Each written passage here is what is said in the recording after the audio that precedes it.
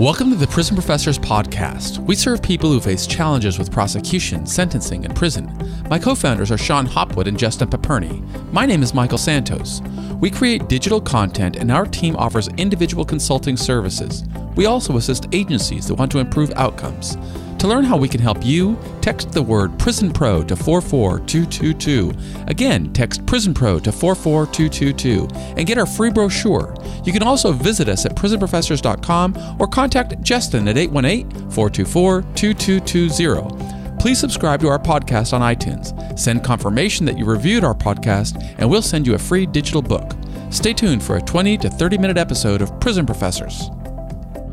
Welcome to the Prison Professors program. My name is Michael Santos. I'm really excited today to introduce you to somebody who is truly a legend in telephone sales. Now, that's not normally the type of guy that we profile here, but the reality is people from all walks of life go into the criminal justice system, but not all people learn how to come out of it successfully. This guy was successful before he went into prison. He is going to talk with us about his journey in prison, and he's going to talk to us most importantly about the amazing business that he is building now, which is called 70millionjobs.com. So proud to have him on here. Richard Bronson, thank you for taking time with us. Why don't you tell our audience a little bit about your background before prison? I sure will, Mike, and thank you so much for having me. I used to work on Wall Street in New York. And as a lot of people probably suspect, there's a lot of crooks on Wall Street. And I will tell you that there's a lot of crooks at the big firms and the little firms, because I worked at both. I was very, very successful there, and I made a lot of money. Eventually, I became a partner at the infamous Wolf of Wall Street firm, Stratton Oakmont, the one that Scorsese made the movie about. And I can tell everybody's very interested about that, I know. It was pretty much the way the movie depicted it. In any event, I left that company and I started my own. I grew it into a big business. I had about 500 people working for me, doing about $100 million a year. Unfortunately, again, some of what I was doing was absolutely crooked. And I ended up getting punished for it, and I received a couple of years imprisonment at a federal prison. Before, I was wealthy, successful, connected, going through that whole system like most people. I ended up with nothing. I came out of prison essentially destitute. I had no job. I had no home. Nobody wanted to talk to me. Thank God I had a sister. I have a sister. She has a couch, and that was about all I had going for me. When I came out, it took me a long, long time to try to get on my feet. And I had doors slammed in my face left and right. It was tough for me, but even then, as tough as it was, I knew I was lucky because I'm a white man in white corporate America, and I have a college education. I couldn't help but think about my brothers that I left behind in prison, who were mostly men of color, young guys who probably hadn't even completed high school. What chance would they have? And the sad truth is that they have very little chance. Most of these folks will end up getting rearrested, and it happens pretty quickly. It only that only doesn't occur when these folks have jobs. It's an incredible correlation between being employed and not being rearrested. Or the other way of looking at it is if you don't have a job, it's almost a lock you will. So I was very lucky. I found out about an organization called Defy Ventures, DEFI Ventures in New York and in the San Francisco Bay Area. And they're a nonprofit, and they help men and women in and out of prison on how to become entrepreneurs. I love the work. I love working with the people. But ultimately, I wanted to have a bigger impact. I wanted to reach more people. I wanted to get a lot more people jobs so I could keep my brothers and sisters out of going back to prison. And that was when I decided to start 70 Million Jobs. What an amazing story of a true servant leader. Not only does he teach other people how to become successful, but he teaches people how to continue spreading that message of what they should do to become successful. And I've had some interactions with Richard over the years, and I'm just so impressed with what he has built. I know that if you're locked up, you don't have an opportunity to see his amazing accomplishments, but I can testify that his work is all over the media. and it's because he's having an impact and he's helping us solve one of the greatest social injustices of our time. But Richard, talk with us a little bit more about what you saw while you were in prison. Did you notice, or can you give us some insight on what you saw people doing while they were serving time that could have put them on a trajectory to success or kept them spiraling in this cycle of failure? Sure. Growing up, middle class in the suburbs of Long Island, I had limited contact with people that were different than I was. When you don't know who other people are, you're suspicious of people. You're suspicious of strangers. You're suspicious of people who look differently and talk differently. And I suppose I was as good or bad about that as anybody else. However, when I came to prison and they give you your khakis and they give you the first couple of days, you're wearing those ugly slip-on sneaker type things, you're like everybody else there. And at that point, you can't make any, you have no illusions. It's very, very humbling. And, if you're going to get along there, you better realize that every single person there, is worthy of respect, and they're all human beings and nobody wants to be there. What I discovered, though, was the big surprise was that even for folks who hadn't had much education or came from a very different background than I did, they were every bit as smart, funny, clever. They were successful business people, maybe on the streets. They built up big businesses there.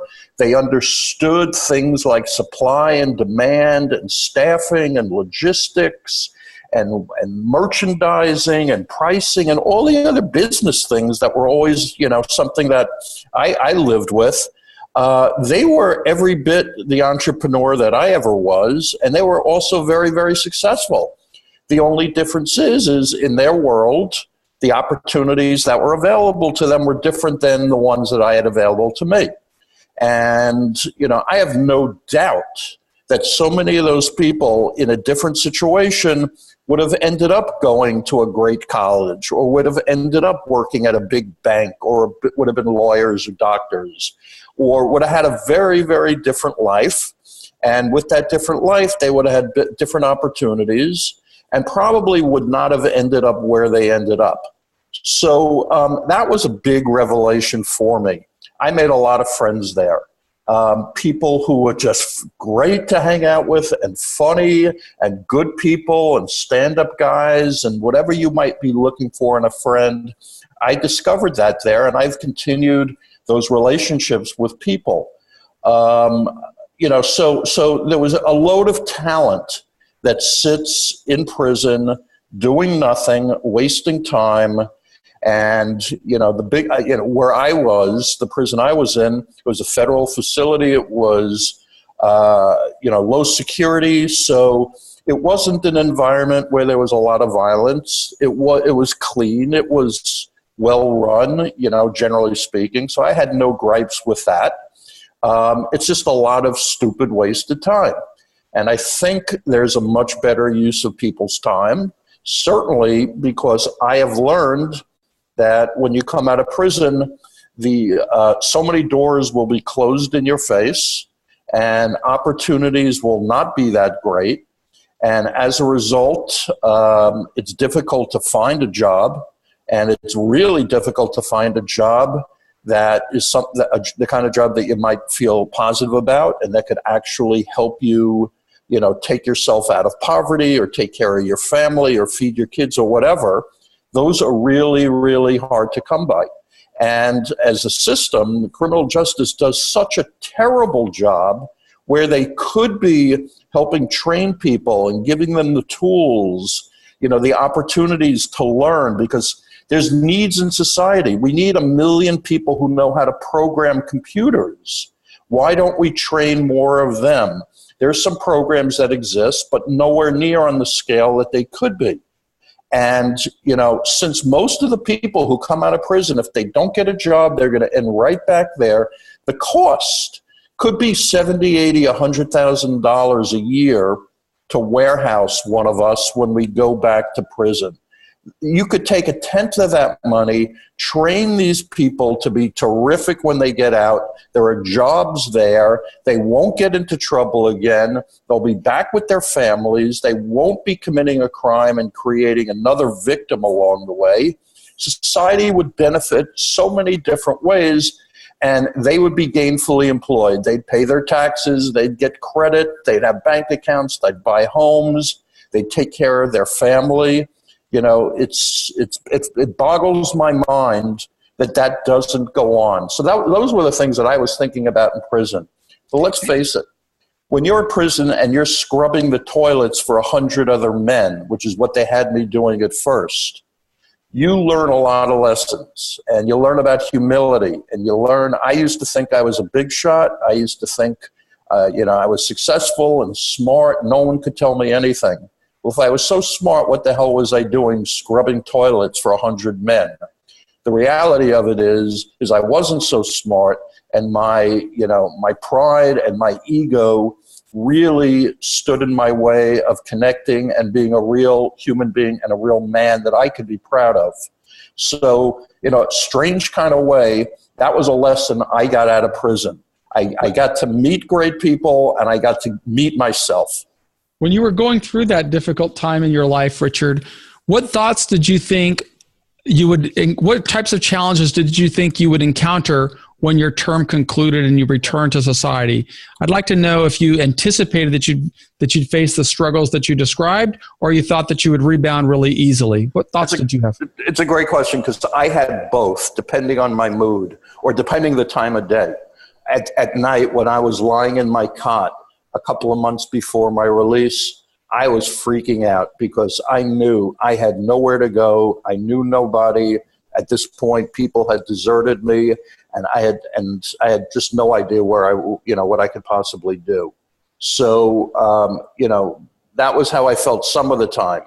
The other part of the time, I thought, well, I'm a player. I'm a baller. I got my act together, and I've been successful before, and everybody's going to know that, and everybody will see it, and everybody will want to get involved with me.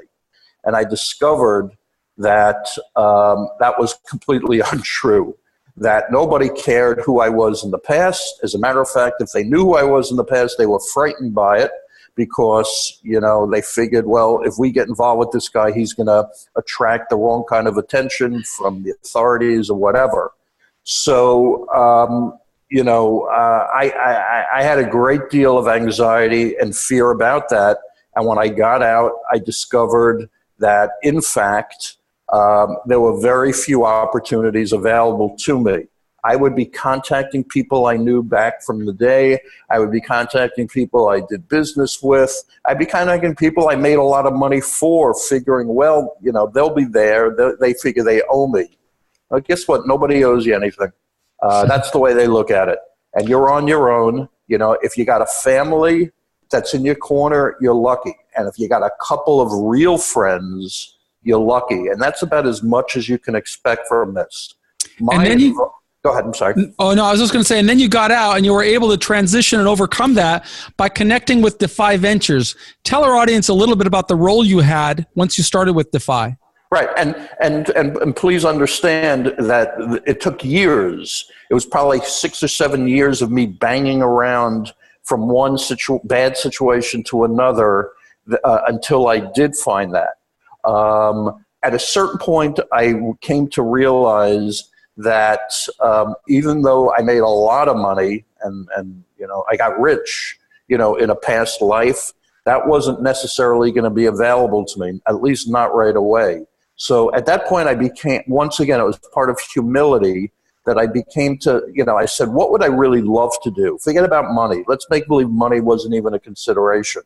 What would I love to do? And I knew that I wanted to work with the folks, that I left behind in prison, and I wanted to see if I could kind of help, because, for me,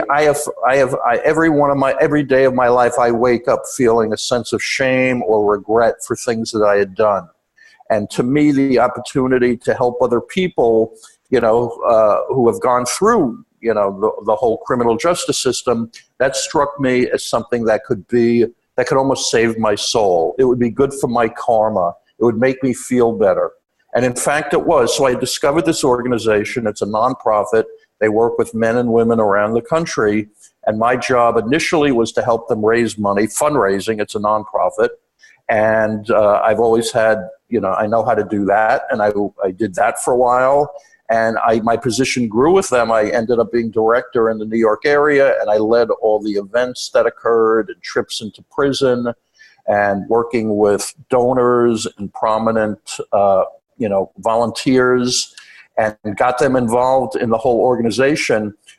Defy does a great job in bringing the reality of the criminal justice system to people, who have no exposure to it, and making them feel it and recognizing that at the end of the day, it's all human beings, and who among us hasn't screwed up, hasn't needed someone to forgive them or asked for another chance? The truth is we all have. So that organization really stands by that, and it's brought that alive to a lot of people. So it really helped me a great deal. I would urge people to consider that when they get out. There's a lot of good nonprofits around the country, wherever you are, and I'm not telling you you're going to make a lot of money working there, but it's going to be very satisfying, very honest work, and you can help your brothers and sisters who you left behind when you left prison. And then you can follow in the footsteps of Richard Bronson, who took the lessons that he learned at Defy and that he learned in his previous businesses to really begin bringing a meaningful, really earth-shattering type of venture into the world, which is inspiring companies like Best Buy, Coca-Cola, Facebook, Google, Staples, Uber, so many other great companies to partner with him in launching this new venture, 70 Million Jobs. And we would love for you to spend the remainder of this podcast talking about that extraordinary program that you're building. Great, I'd love to. Our company is 70 Million Jobs, and if you have the opportunity to go online, 70millionjobs.com. And we are, a platform essentially. 70 million refers to the 70 million Americans who have some kind of criminal record. Now, obviously, everybody's not in the job market, and everybody's not looking for a job, but millions and millions and millions of folks are. And every one of them, whether you just got out 3 weeks ago or if it's 20 years later, it's still going to be tough for you to get a job because the internet allows anybody to check your background, and no matter what, they will do that. So there's no hiding it. So we try to hook those people up, and we consider this a huge source of ignored talent, some amazing people that, big employers are not aware of, they're not marketing their jobs to, and we help them, introduce them to this pool of talent. Many of the largest employers in this country have a terrible need to hire, a desperate need to hire lots of people, to help on their sales floor, to work in their warehouse, to help in their kitchens and food service and catering businesses, to help in transportation and logistics and sales, and on and on and on. These are all great opportunities, and some of these companies are really terrific, that if you can get your foot in the door, you can really grow with them, and you could truly have a career and a home. What's interesting is the studies that are coming out show that men and women with a record generally turn out to be among the best employees an employer hires, better than the folks without the records. Why? Let's face it, we're grateful that someone will take a chance on us. A lot of people these days, they think the world owes them a living. There's a sense of entitlement. Not so for us who have a record. We know someone took a chance, and we're going to reward that company with our loyalty. So not only do we perform better, but we stick around longer on average than people who don't have a record. What does that mean? It means you are a damn good employee, and you should be in demand.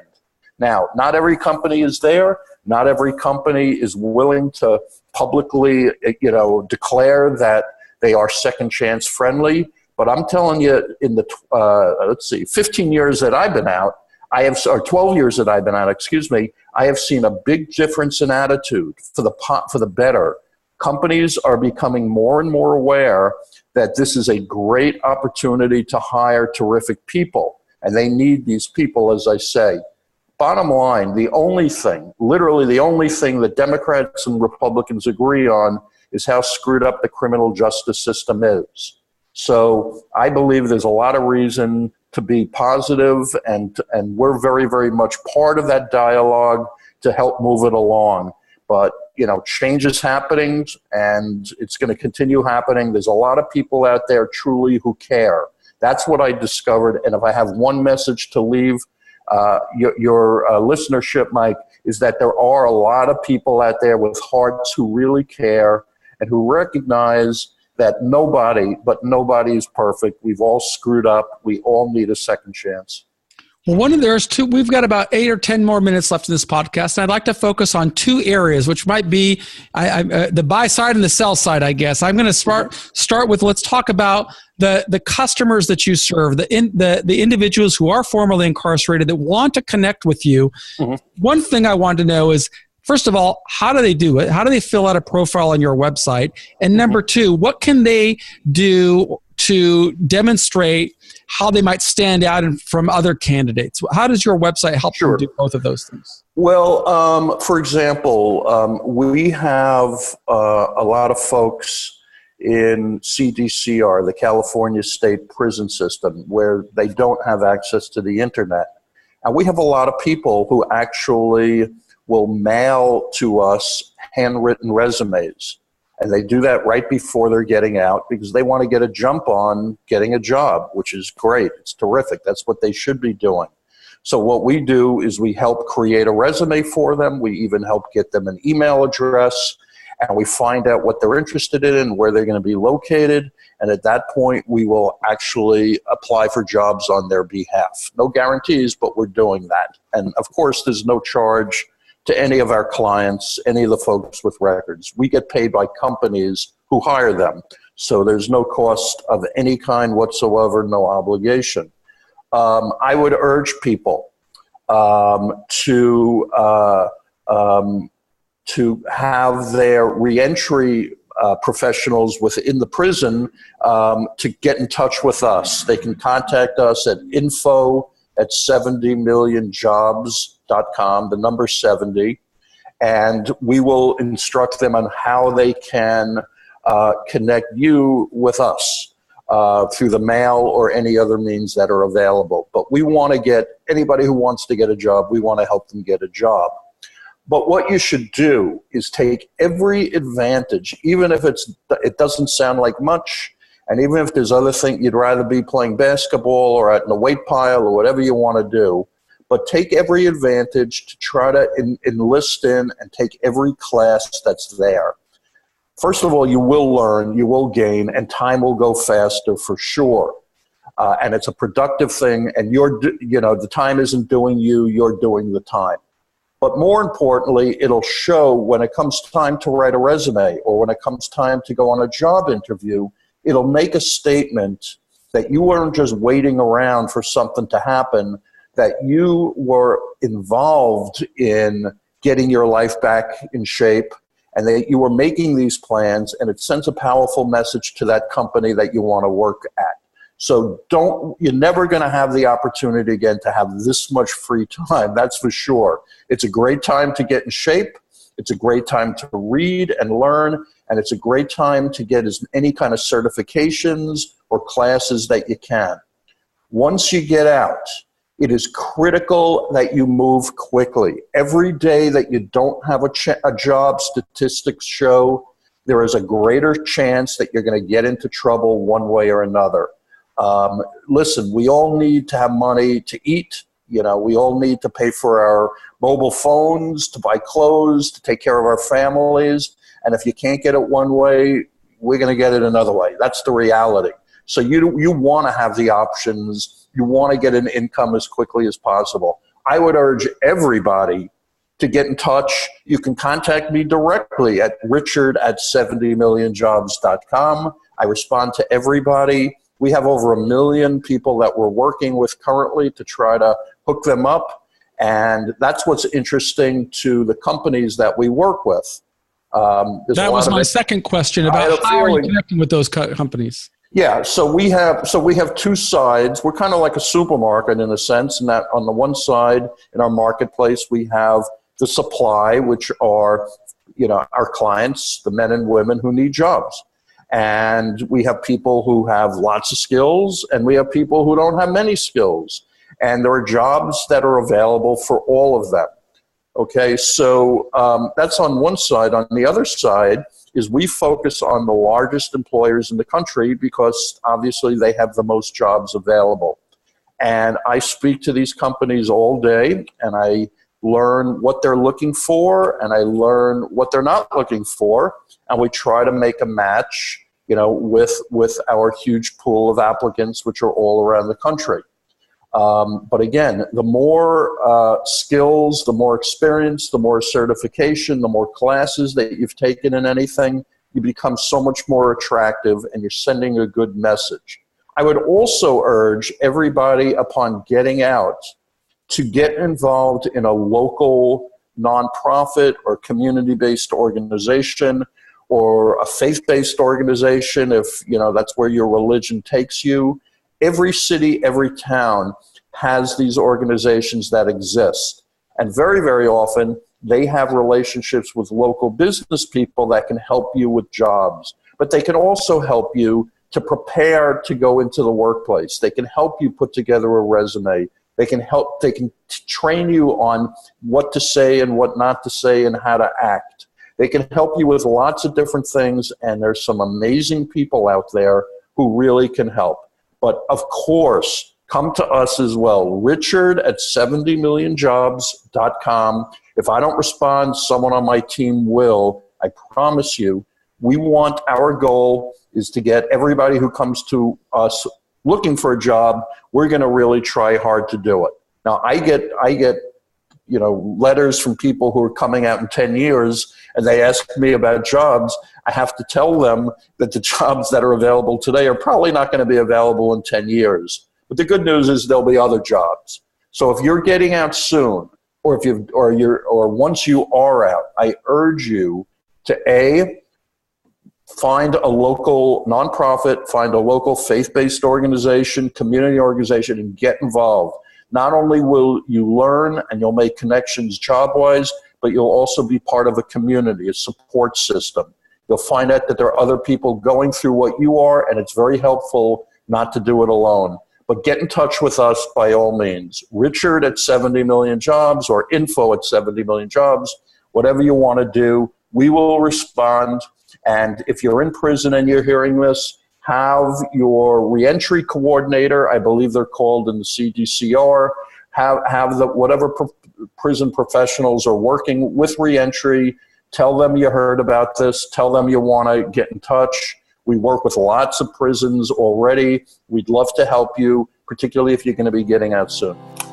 We are so grateful to Richard Bronson of 70millionjobs.com. That's 70millionjobs.com, that is working so hard to resolve one of the greatest social injustices of our time, ending the employment discrimination against formerly incarcerated people and opening opportunities for them to build not only jobs, but careers and go on to success. We will continue providing information from inspiring individuals. And if you're one of those guys serving more time than you want to serve in prison, the time is right now to begin sowing seeds so that you are a better candidate when you reach out to 70 Million Jobs, so they can have a better opportunity of placing you. If you want more information of how we help, please visit us at prisonprofessors.com or text the word Prison Pro to 44222, and we will send you a free brochure that describes the different ways that we offer value. Thanks so much for your time. Again, we'll be back tomorrow with another inspiring guest. And thank you, Richard Bronson, for taking this time out of your busy schedule to communicate with our audience. Thanks for having me, Mike.